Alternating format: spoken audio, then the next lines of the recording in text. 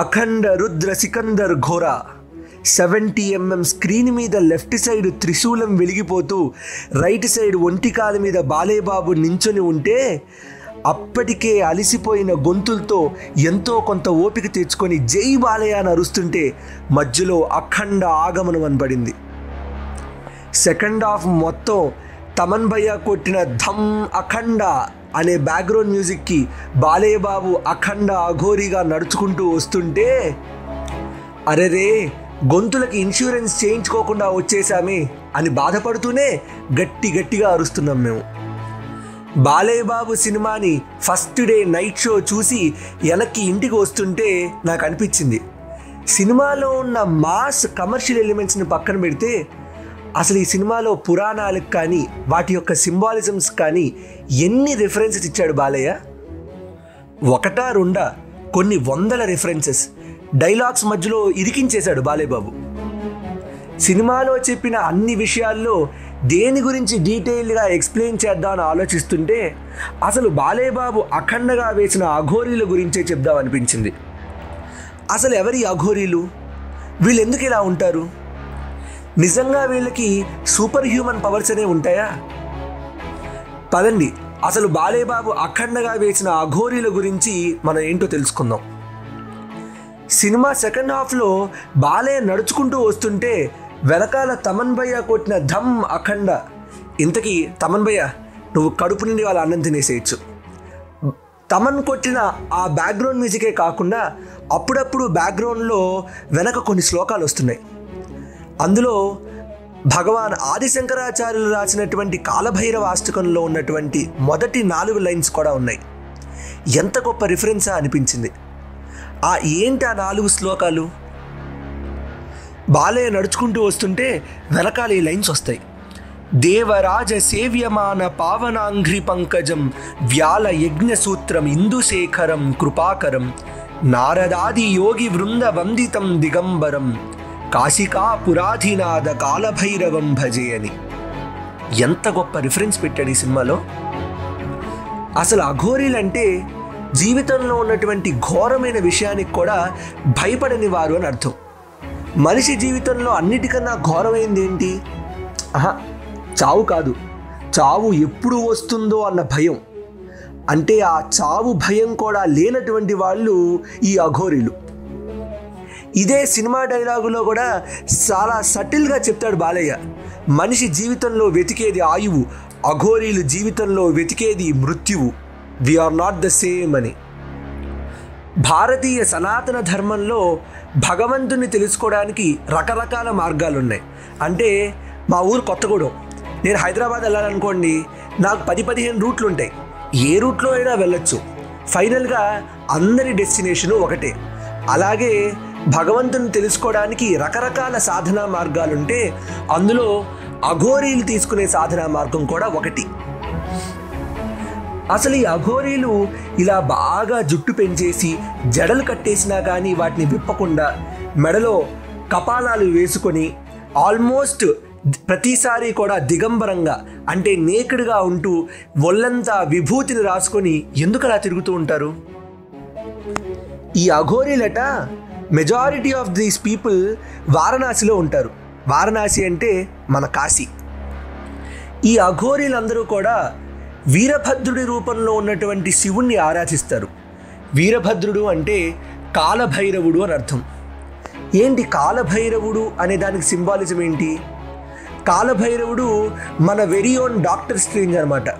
అంటే he is the watch keeper of time of this entire universe. అంటే he is the symbolism of time. కాలభైరవుడు అనేవాడు. ఎవరైనా మనిషి చనిపోయాడు అనుకోండి, కాలం వాళ్ళని తీసుకెళ్ళిపోయిందండి అంటారు. అంటే అన్నిటికన్నా గొప్పది కాలం. మనిషి యొక్క మృత్యువు కూడా ఆ కాలంలోనే ఉంటుంది. మృత్యువుని ఆరాధిస్తారు కదా వీళ్ళు. అందుకే మృత్యువుకి అధిపతి అయినటువంటి కాలభైరవుణ్ణి, ఎందుకంటే మృత్యువు అంటే కాలము, కాలం చేశారు అంటారు కదా, అలాగా అటువంటి కాలానికి అధిపతి అయిన కాలభైరవుణ్ణి వీళ్ళందరూ అఘోరీలు పూజిస్తారు. అందుకే అఘోరీ అయిన అఖండగా బాలయ్య బాబు స్క్రీన్ మీద నడుచుకుంటూ వస్తుంటే వెనకాల కాశికా పురాధినాథ కాలభైరవం భజే అని కాలభైరవాష్టకం వినిపిస్తుంది. ఈ అఘోరీలు వీళ్ళే శివుడు అనుకుంటారు. అందుకే సినిమా ఇంటర్వెల్ దగ్గర బాలేని అసలు మీరు ఎవరు అని అడిగితే శివోహం అంటాడు. శివ అహం, అహం అంటే నేనే శివుణ్ణి. అఘోరీలందరూ కూడా అలానే ఫీల్ అవుతారట. వాళ్ళు శివుడు వేరువేరు కాదు. అందుకే వీళ్ళు కూడా శివుడిలాగే డ్రెస్అప్ అవుతారు.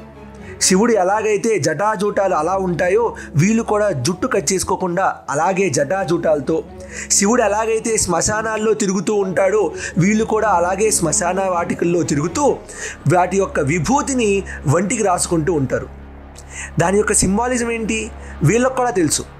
రోజు మృత్యువును చూస్తూ ఉండడం వల్ల మృత్యువు అనే విషయం మీద వీళ్ళకు ఉన్నటువంటి భయం పోతుంది. అసలు శివ అనేటువంటి వాడి యొక్క సింబాలిజం ఏంటి? He is the symbol for destruction.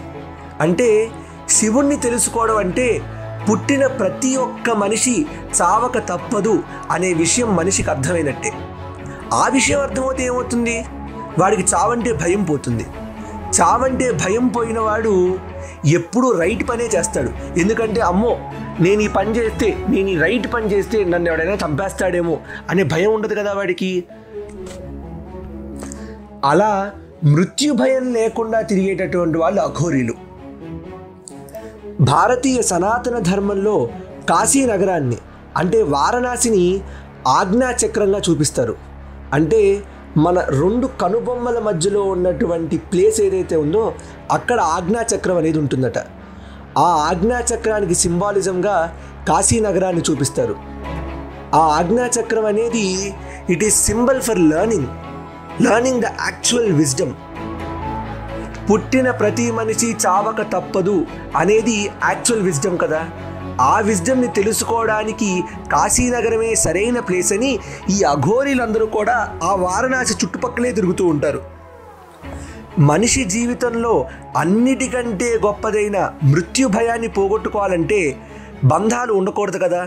ఎందుకంటే నేను చచ్చిపోతానేమో అనే భయం పోయింది, కానీ నా అనుకునే వాళ్ళు ఉన్నారనుకోండి, వాళ్ళని ఏమైనా చేసేస్తారేమో అనే భయం ఉంటుంది కదా. అటువంటి భయం కూడా ఉండకుండా ఉండడానికే ఈ అఘోరీలందరూ కూడా బంధాలన్నింటినీ తెంచేసుకొని ఫ్యామిలీని అందరికీ దూరంగా ఉంటూ వారణాసికి వెళ్ళిపోతారు. సినిమాలో ఈ విషయాన్ని కూడా చాలా బ్యూటిఫుల్గా నరేట్ చేశారు. మనిషికి బంధం అనేది ఉందా, భయం అనేది ఉండక తప్పదు. జస్ట్ ఏదో అఘోరాలాగా సినిమాలో క్యారెక్టరైజేషన్ చేసేయకుండా బాలేబాబు ఇటువంటి విషయాలన్నింటినీ కూడా చాలా సటిల్గా డైలాగ్స్ మధ్యలో మనుషులకి తెలియని విధంగా డైలాగ్స్ రూపంలో చెప్పేశాడు. అందుకు బాలేబాబుకి హ్యాట్స్ ఆఫ్. నేను ఇందాక చెప్పినట్టు భగవంతుని చేరడానికి ఉన్నటువంటి అనేకమైనటువంటి మార్గాల్లో అఘోరీలు ఫాలో అయ్యే ఈ మార్గం ఒకటి. అది హార్డెస్ట్ వే. అంటే మనిషికి మృత్యువు అనేది తప్పదు అని తెలుసుకోవడము, ఆ రూట్లో తెలుసుకోవడము చాలా డిఫికల్ట్ వే. ఎందుకంటే ఇప్పుడున్నటువంటి సొసైటీలో అందరం కూడా మన యొక్క బంధాలని, రెస్పాన్సిబిలిటీస్ని అన్నిటినీ వదిలేసి అందరం వారణాసికి వెళ్ళిపోయాం అనుకోండి, ప్రపంచం ముందుకెలా నడుస్తుంది? అందుకే మనం చేస్తున్నటువంటి పనులన్నింటినీ కూడా చేస్తూ still we can be detached అని చెప్పుకోవడానికి రకరకాల మార్గాలు వేరే ఉన్నాయి. అఘోరీలది ఒక మార్గము, కానీ అది ఒక్కటే మార్గం కాదు. ఇది మనం గుర్తుపెట్టుకోవాలి. కానీ అలాంటి తంత్రరూపమైన ఒక మార్గాన్ని కూడా ఒక మాస్ కమర్షియల్ సినిమాలో జనాలకి చేరవేసినందుకు బోయపాటి సీనుకి, బాలేబాబుకి హ్యాట్స్ ఆఫ్. తమన్ భయ్య ఏమనుకోవద్దు, నిన్న ఫస్ట్ డే వెళ్ళాం కదా సినిమాకి, బాలేబాబు అలా స్క్రీన్ మీద నడుచుకుంటూ వస్తుంటే నువ్వు స్పీకర్లు బద్దలైపోయేలాగా మ్యూజిక్ కొట్టినా కానీ నాకు ఒక్క ముక్క వినబడలేదు. అందుకే ఇప్పుడే బుక్ మై షో ఓపెన్ చేసి మళ్ళీ సెకండ్ టైం అఖండ సినిమాకి వెళ్తున్నాను. ఈసారి పక్కా నీ బ్యాక్గ్రౌండ్ మ్యూజిక్ వింటాను. ఇది ఇవాల్టి ఇతిహాసం విత్ దర్హాస్. నా ఇన్స్టాగ్రామ్ ఐడి అమ్మాస్ దర్హాస్. ఫాలో అవుతూనే ఉండండి చాయ్ బిస్కెట్ స్టోరీస్.